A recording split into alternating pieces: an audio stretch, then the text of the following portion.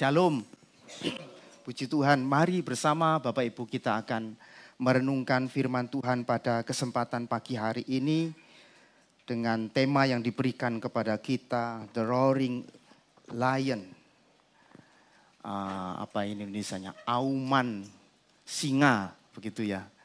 Gereng singa yang sedang gereng atau gimana gitu. Ya, Bapak Ibu, satu bagian ayat firman Tuhan yang sudah sangat kita kenal untuk kita waspada di dalam hal ini di dalam 1 Petrus pasal 5 ayat 8 sampai dengan ayat yang ke-10, 11 juga boleh dalam catatan yang terakhir.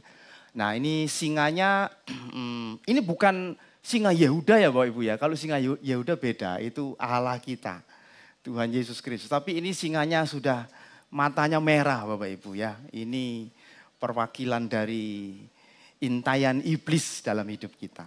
Mari kita simak bersama-sama Bapak Ibu. 1 Petrus pasal 5 ayat 8 sampai dengan 10. Dilanjutkan 11 juga boleh. Mari saya akan bacakan untuk kita. Kita memperhatikan bersama-sama dan kita akan renungkan firman Tuhan ini. Sadarlah dan berjaga-jagalah.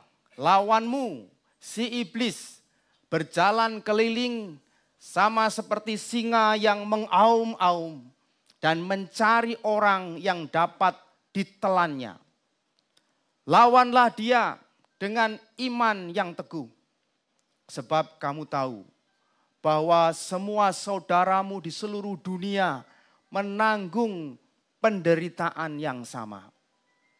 Dan Allah, sumber segala kasih karunia, yang telah memanggil kamu dalam Kristus kepada kemuliaannya yang kekal, akan melengkapi, meneguhkan, menguatkan, dan mengokohkan kamu sesudah kamu menderita seketika lamanya.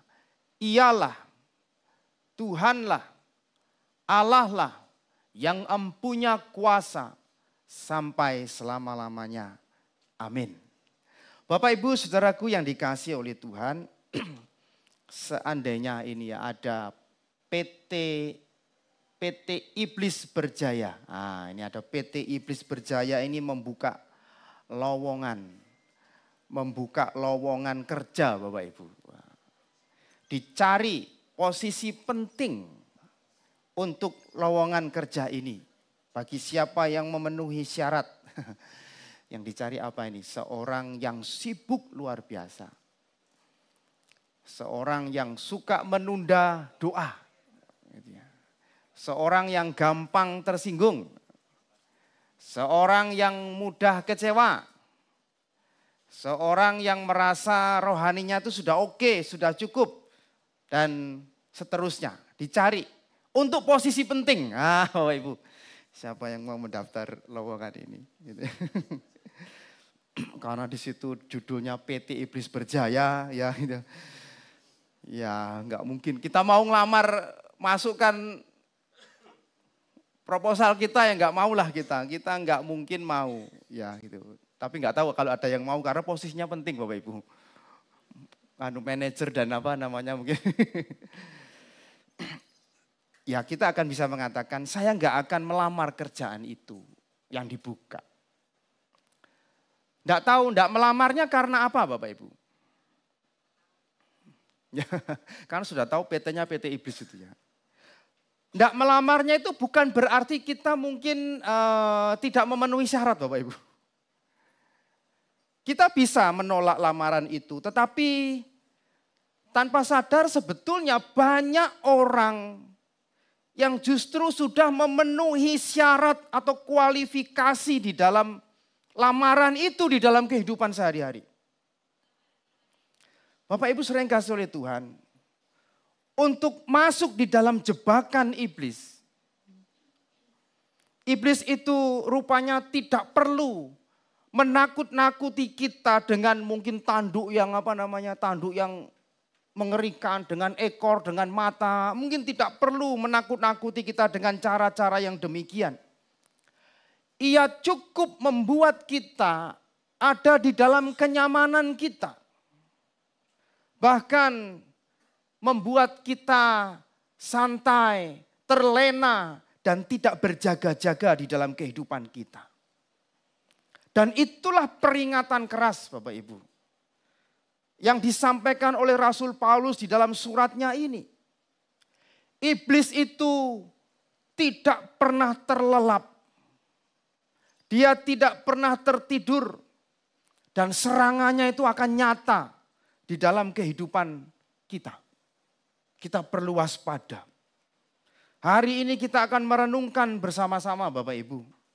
Untuk menyadari bahwa ini nyata di dalam hidup sehari-hari kita. Peperangan rohani itu. Dan kehidupan Kristen itu menuntut sungguh kewaspadaan. Yang terus-menerus. Tidak boleh lengah Bapak Ibu. Sebab musuh kita tidak pernah tertidur dan terlelap. Bapak Ibu sering kasih Tuhan. Pada zaman itu dalam kekaisaran Roma. Kekaisaran Romawi ketika Petrus menuliskan surat ini untuk seluruh orang Kristen sebagai pendatang di perantauan dimanapun mereka berada. Kita tahu Bapak Ibu, situasinya sangat sulit. Orang Kristen tertekan sedemikian rupa. Mereka tersebar di Asia Kecil. Asia Kecil itu kalau hari ini mungkin kayak Turki ya. Daerah Turki dan sekitarnya itu Asia Kecil zaman itu. Orang-orang Kristen tersebar ke sana dan hidup sebagai minoritas. Sebagai pendatang di sana. Di tengah dunia Romawi yang begitu sangat keras. Dan bahkan tidak ada banyak orang yang tidak mengenal Tuhan di dalam kekafiran pada saat itu Bapak Ibu. Wah enggak gampang. Bayangannya seperti ini Bapak Ibu. Orang Kristen itu dianggap sebagai pemberontak. Jadi kalau dia punya rumah, rumahnya itu bisa diambil paksa Bapak Ibu. Bisa dirampas. Tanpa ada hukum-hukum yang ada. Itu bisa dirampas. Karena orang Kristen dianggap sebagai pemberontak dan dituduh sebagai pemberontak. Karena ia tidak mau menyembah kaisar. Nah, bayangkan Bapak Ibu dengan situasi yang seperti itu. Wah mereka di lingkungan masyarakat itu dikucilkan, dijauhi. Apalagi sebagai minoritas ya, diasingkan. Bahkan ada banyak dari keluarga orang Kristen itu dianiaya Bapak Ibu. Inilah kondisi mereka. Dan di dalam keadaan itu, di dalam kondisi seperti itu yang ada sehari-hari itu hanya ketakutan. Bahkan kekhawatiran, keputusasaan itu menjadi makanan sehari-hari. Enggak ada rasa nyaman Bapak Ibu hidup sebagai seorang Kristen. Dan sebagian orang itu sudah mulai goyah. Sebagian orang sudah mulai bertanya-tanya. Kemudian mulai ada banyak pikiran-pikiran yang lain. Wah jadi wong Kristen yang boje. Tambah susah. Enggak malah nyaman, enak, tambah ada banyak penganiayaan. Apa gunanya jadi orang Kristen kalau keadaannya seperti ini? Dianiaya, disiksa, mulai Bapak Ibu muncul keraguan-keraguan itu. Dan Petrus tahu di balik penderitaan itu bukan semata-mata penderitaan secara fisik, tapi Petrus tahu ada musuh yang lebih berbahaya daripada tentara Romawi pada saat itu, yaitu iblis yang akan berusaha sedemikian rupa untuk menelan iman mereka sehingga mereka kecewa kepada Tuhan dan meninggalkan Tuhan. Bapak Ibu sering kasih oleh Tuhan. Dikatakan di situ makanya, lawanmu si iblis. Lawanmu itu ungkapan apa Bapak? Ini kita punya lawan ini. Musuh, ini lawan di dalam pengadilan yang menentang.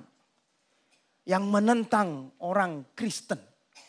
Bukan hanya lawanmu yang menentang, tapi semacam kayak double kondisi yang sangat menekan. Lawanmu ditambah si iblis. Si iblis itu memiliki pengertian sebagai penuduh, pemfitnah yang ada di depanmu. Jadi ada lawan yang menentang, juga disertai tuduhan-tuduhan, disertai fitnahan-fitnahan, yaitu dari si iblis. Iblis ini digambarkan seperti penuntut di pengadilan yang berusaha menjatuhkan orang percaya dengan tuduhan-tuduhan dan tipu dayanya. Itu iblis. Iblis itu pribadi yang nyata. bukan hanya hayalan, dan ada yang menentang Allah dan menentang umat Tuhan. Itu iblis. Dan selanjutnya Petrus memberikan gambaran yang lebih mengerikan lagi si iblis itu. Itu bagaikan singa yang mengaum-aum berjalan di sekelilingmu. Bukan singa yang ada di kebun binatang Bapak Ibu. Kalau kita pernah ke Batu, pernah kemana, lihat singa kan seneng ya di kebun binatang. Karena apa? Di kerangkeng. Gitu, sehingga kita mau bek gitu singanya aja nggak bisa apa-apa Bapak Ibu. Kita tuh lebih lebih atau mungkin singa yang jinak, singa sirkus begitu ya, yang bisa untuk main-main. Bukan, ini singa yang dikatakan mengaum-aum, yang gereng, yang siap mengintai. Kalau lengah dia menerkam dan dia menelan. Ini singa yang lapar di padang belantara, di padang gurun, yang mengaum-aum di pagi hari, siang hari, malam hari, tidak pernah tidur dia untuk mencari mangsa. Yang mengaum itu artinya itu dia membawa teror. Dia bisa membawa ketakutan, membawa kekuatan yang mengintimidasi musuhnya. Wah, Bapak Ibu, inilah yang sedang kita jalani. Jangankan kita Bapak Ibu, jangankan kita. Sekelas Tuhan Yesus saja, iblis itu nekat Bapak Ibu untuk menyerang Tuhan Yesus. Kita tahu ada pencobaan di padang gurun itu di Matius pasal 4. Apa iblis itu enggak tahu ini pribadi yang luar biasa? Tahu. Sekelas Yesus saja orang wedi iblis Bapak Ibu. Dia datangi Tuhan Yesus. Dia goda Tuhannya, dia cobai Tuhan Yesus. Berhasil enggak? Enggak, gagal. Gagal pun enggak nyerah. Karena catatan di ayat itu, dia itu menyingkir untuk sejenak waktu sambil mencari saat yang tepat. Berarti enggak nyerah Bapak Ibu. Sekalipun dia gagal, dia tetap ngincer saatnya yang tepat untuk masuk kembali. Itu kita mengalami hal yang sama Bapak Ibu. Tuhan Yesus saja iblis enggak duwe wedi. Dia datangi Yesus dan dia cobai. Apalagi kita Bapak Ibu. Dan kita juga mengalami hal yang sama tentunya. Iblis itu ada di sekitar kita. Dia di sekitar kita. Di sekeliling kita. Dia sedang mengejar kita Bapak Ibu. Di sekeliling kita. Berjalan-jalan. Andaikan kita punya teropong iblis itu ya gini. Mungkin di dalam ruangan ini pun ada Bapak Ibu. Mungkin di samping-samping kita. Gitu. Andaikan ada teropong iblis. Tapi Alkitab mengatakan dia berjalan di sekeliling. Sedang mengejar kita. Memang hari ini kita tidak dikejar oleh tentara Romawi. Kita enggak dikejar oleh tentara Romawi. Mungkin dikejar lain Bapak Ibu ya. Dikejar pajak misalkan ya. Dikejar pajak. Dikejar tanggungan ya. Kejar target. Dikejar kebutuhan-kebutuhan yang lain. Ya itu umum lah Bapak Ibu. Yaitu kita mengalami semuanya. Tapi Bapak Ibu, iblis itu lebih berbahaya daripada dikejar-kejar yang lain itu tadi. Ia juga masih menggunakan memakai cara yang sama. Mencari lengahnya kita dalam hidup kita sehari-hari. Selain iblis itu mendatangkan penganiayaan dan penderitaan Bapak Ibu. Persekusi. Wah kita kemarin mendengar di Nigeria itu orang Kristen beribadah di gereja itu. Enak Bapak Ibu orang-orang yang langsung nembak. Der berapa puluh orang. Di Nigeria itu orang Kristen teraniaya. Setiap tahun itu tidak kurang dari 5.000 orang Kristen itu mati. Karena iman mereka. Karena beribadah kepada Tuhan. Nigeria. Kita bisa berdoa untuk Nigeria. Selain daripada mendatangkan penganiayaan dan persekusi, kesulitan seperti itu. Tapi di sisi yang lain Bapak Ibu, di zaman modern ini bentuk-bentuk serangan iblis itu terlihat jauh lebih halus untuk membawa jebakan bagi orang percaya. Bahkan mungkin kelihatan tampak rohani. Bapak Ibu, Iblis itu membuat kita sibuk luar biasa. Sampai kita lupa berdoa. Dan tidak sempat berdoa Bapak Ibu. Iblis itu membuat kita itu merasa cukup baik. Cukup oke lah sehingga kita tidak memerlukan pertobatan demi pertobatan setiap hari. Karena kita merasa oke. Ia membuat banyak orang Kristen itu jatuh di dalam kesalahan dan dosa yang tersembunyi. Yang dia lakukan. Ada di dalamnya iri, benci, sakit hati, mungkin perselingkuhan dan lain sebagainya yang tersembunyi tetapi masih mampu tersenyum di dalam gereja. Iblis itu menanamkan keraguan di dalam pikiran dan benak kita terhadap kebenaran firman Tuhan. Melalui banyak hal. Dan masih ada banyak yang lain yang iblis kerjakan dengan cara yang halus. Yang akan menjebak kita Bapak Ibu. Dan menjatuhkan kita. Dan banyak orang Kristen kini itu hidup tanpa kesadaran ini. Bahkan mereka sedang ada di dalam kondisi ini. Di masyarakat Bapak Ibu, iblis juga mengatur segala sesuatu itu tampak biasa-biasa saja. Semua yang jahat, semua yang dosa itu dianggap itu hal yang wajar dan biasa. Gosip itu bukan gosip Bapak Ibu. Gosip itu diistilahkan lebih halus itu adalah sharing informasi. Kalau gosip itu kan kesan dosanya itu kan lebihan. Tapi kalau sharing informasi itu ini biasalah sharing informasi. Padahal gosip Bapak Ibu. Iblis itu caranya pinter sekali Bapak Ibu. Ya, keserakahan itu bukan keserakahan. Kalau keserakahan kita mengatakan keserakahan kita nggak boleh. Bukan. Keserakahan itu lebih halus dikatakan mengejar target. Mengejar target Bapak Ibu. Lebih halus itu lebih nggak apa-apa lah. Ini biasa begitu. Dan ketidaksetiaan kita Bapak Ibu. Ketidaksetiaan kita kepada pasangan mungkin kepada sesama, kepada siapapun. Ketidaksetiaan kita itu jangan diomong ketidaksetiaan. Tapi di dunia sekuler itu ketidaksetiaan itu sudah menjadi istilah yang berbeda Bapak Ibu. Yang dimaklumi. Itu menjadi istilah kebebasan pribadi. Dimaklumi.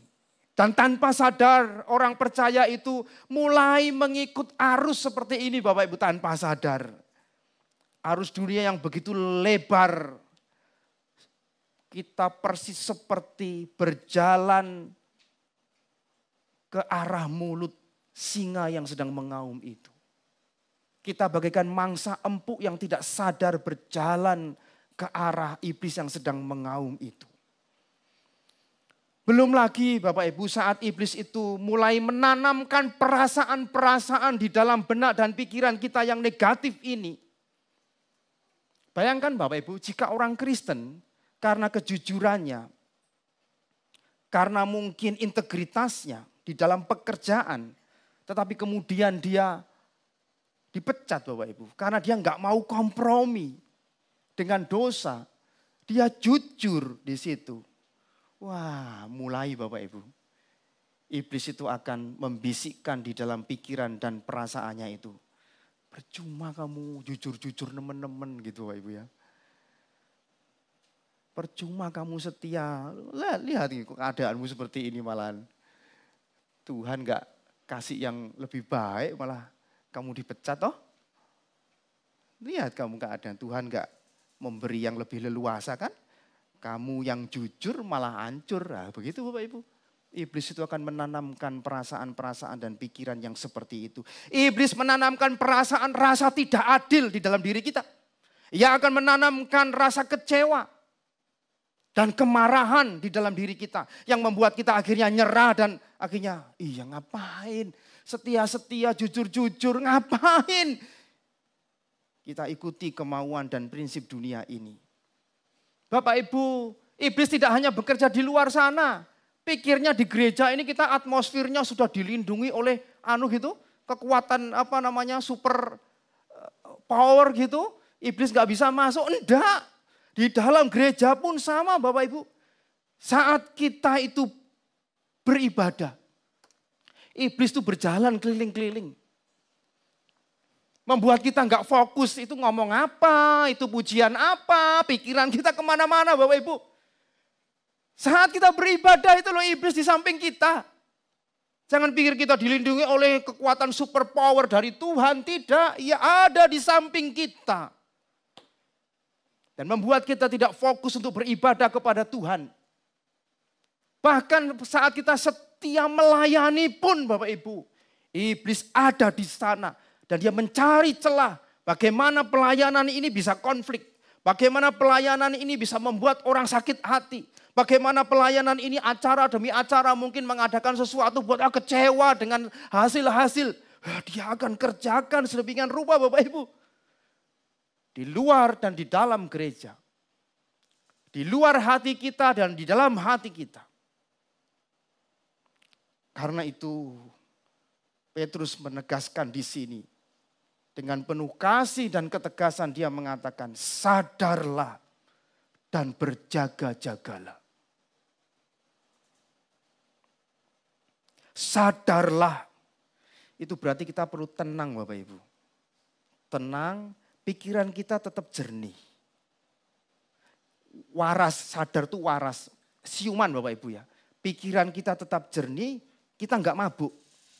Tidak dikuasai oleh emosi, tidak dikuasai oleh ketakutan, tidak dikuasai oleh kekecewaan atau distraksi-distraksi yang lain di dalam kehidupan kita. Karena iblis itu paling efektif di dalam pekerjaannya itu saat pikiran-pikiran kita itu mulai kabur dan tidak fokus kepada kebenaran Tuhan. Itu paling gampang dan paling efektif iblis masuk dan mempengaruhi kita. Berjaga-jagalah. Berarti ini waspada Bapak Ibu. Waspada. Ini bukan kita paranoid, takut-takutan. Mungkin enak iblis kayaknya. Enggak, bukan begitu Bapak Ibu maksudnya. Waspada di sini itu adalah kita sadar dan kita mengamati keadaan kita. Mengamati sekeliling kita. Segala sesuatu yang bisa mengarahkan kita untuk menentang Tuhan karena iblis. Kita sadar di sekeliling kita. Dan puji Tuhan, kita tidak dibiarkan sendirian Bapak Ibu. Kita tidak dibiarkan sendirian di dalam peperangan ini. Di dalam ayat yang ke-9 dikatakan lawanlah dia, iblis itu, dengan iman yang teguh. Sebab kamu tahu bahwa semua saudaramu di seluruh dunia itu menanggung penderitaan yang sama. Lawanlah dengan iman yang teguh. Lawanlah di sini maksudnya kita tuh jangan mundur Bapak Ibu. Kita tetap tidak goyah. Kita tidak mundur. Lawanlah.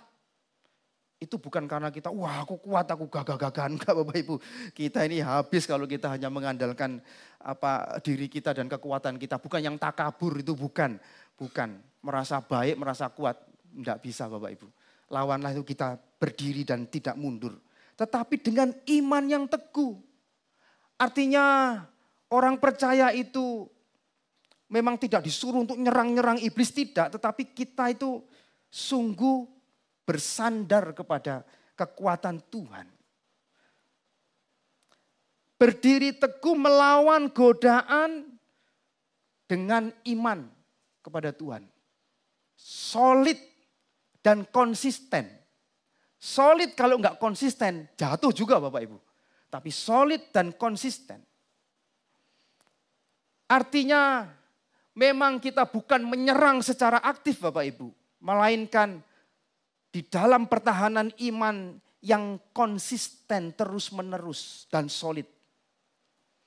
Saat penderitaan datang, maka kepercayaan kita kepada Tuhan tidak berubah. Walaupun iblis menusukkan virus suuzon kita kepada Tuhan.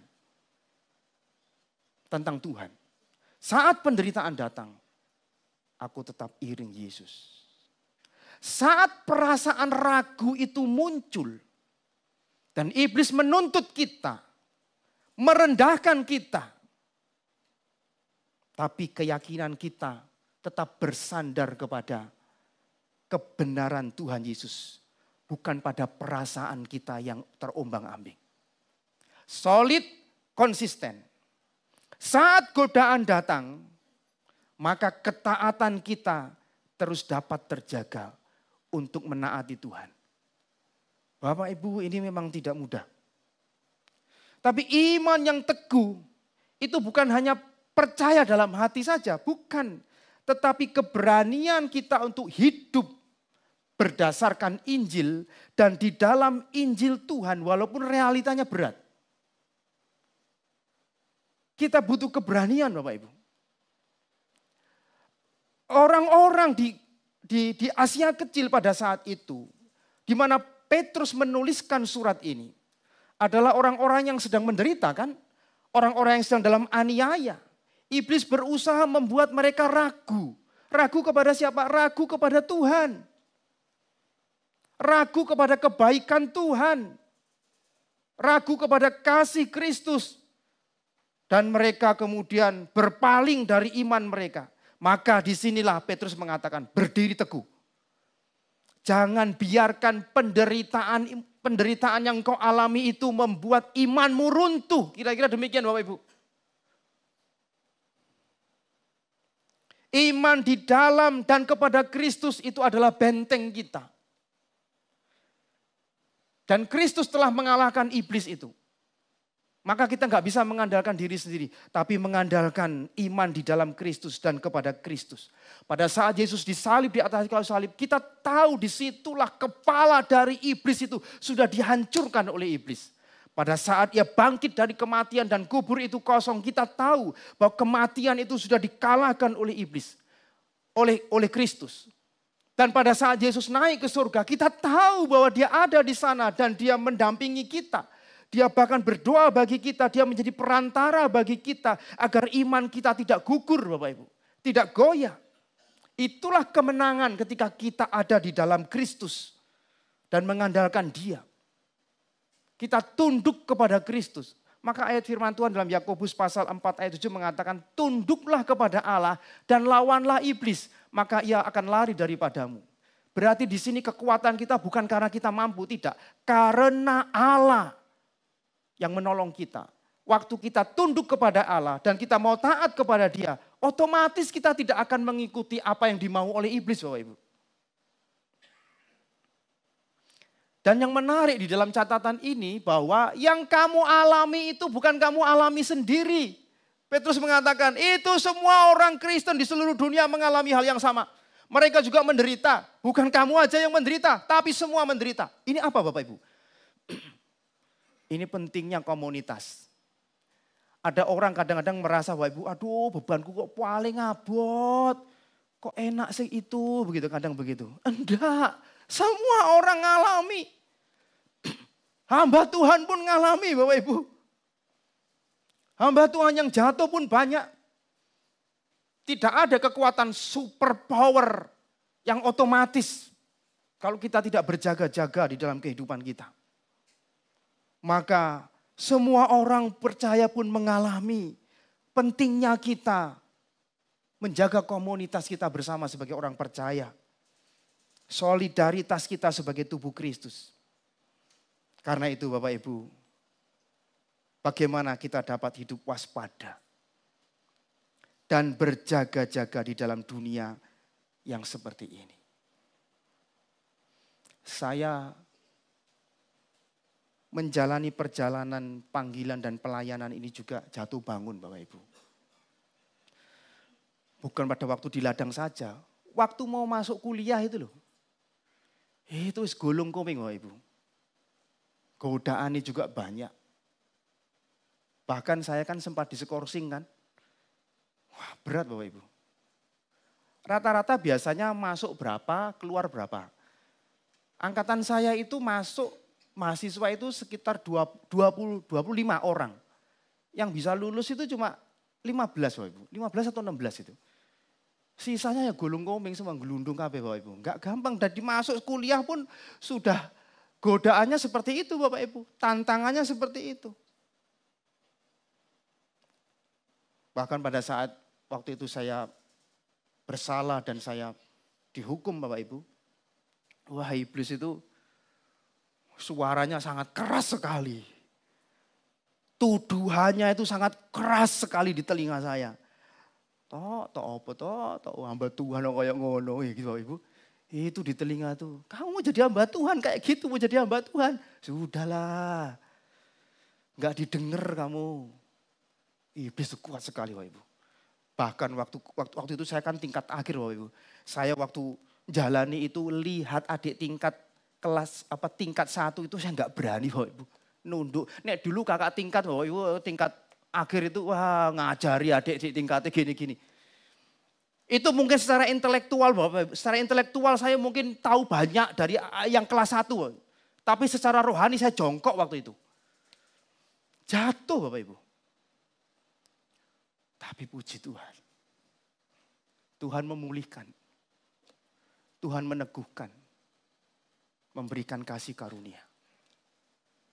Perjalanan itu rupanya perjalanan yang harus aku ikuti dengan sungguh bersandar kepada kasih Tuhan. Untuk taat kepada Tuhan. Waspadalah Bapak Ibu. Tidak ada yang dikecualikan. Siapapun kita, iblis ada di samping kita. Celah itu bisa terbuka, kesempatan itu bisa ada. Siapapun kita yang masih muda. Atau yang mungkin sedang produktif setengah tua. Atau yang sudah tua sekalipun. Enggak pandang bulu iblis itu.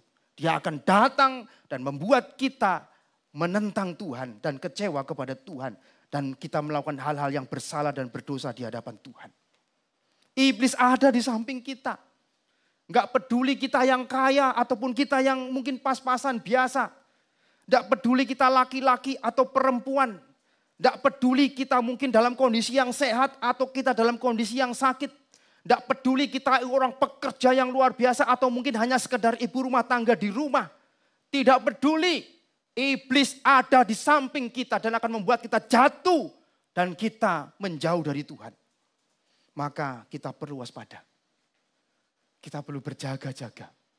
Dalam pikiran kita, apa saja yang dimasukkan dalam pikiran kita. Kiranya pikiran-pikiran Tuhan, kebenaran Tuhan yang kita masukkan dalam pikiran kita. Kita berjaga-jaga di dalam doa kita. Jadikan doa itu bagian yang indah Bapak Ibu. Mulailah dari setiap hari kita berdoa memohon pertolongan Tuhan. Merendahkan diri di hadapan Tuhan. Kita berjaga juga bersama dengan saudara-saudara seiman. Jangan jauh-jauh dari saudara seiman Bapak Ibu untuk bersekutu, untuk saling menguatkan. Untuk saling mengingatkan satu dengan yang lain. Kita tidak akan bisa kuat untuk sendiri Bapak Ibu. Bersama dengan bersekutu dengan saudara-saudara seiman yang boleh saling mengingatkan dan saling menegur.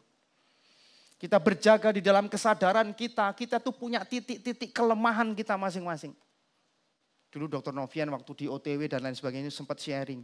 Setiap kita punya titik kelemahan, kita perlu sadar itu. Satu sisi mungkin kita kuat di dalam soal kesetiaan, tapi di dalam soal yang lain kesombongan kita hancur. Satu sisi kita kuat di dalam soal kerendahan hati, tapi di dalam soal kesetiaan kita hancur. Kita perlu kesadaran itu. Kita perlu berjaga Bapak Ibu. Dan percayalah bahwa kita ini memiliki Tuhan yang menopang kita. Dia yang akan terus membimbing kita, bahkan pengharapan kita kekal karena Kristus akan datang kedua kali.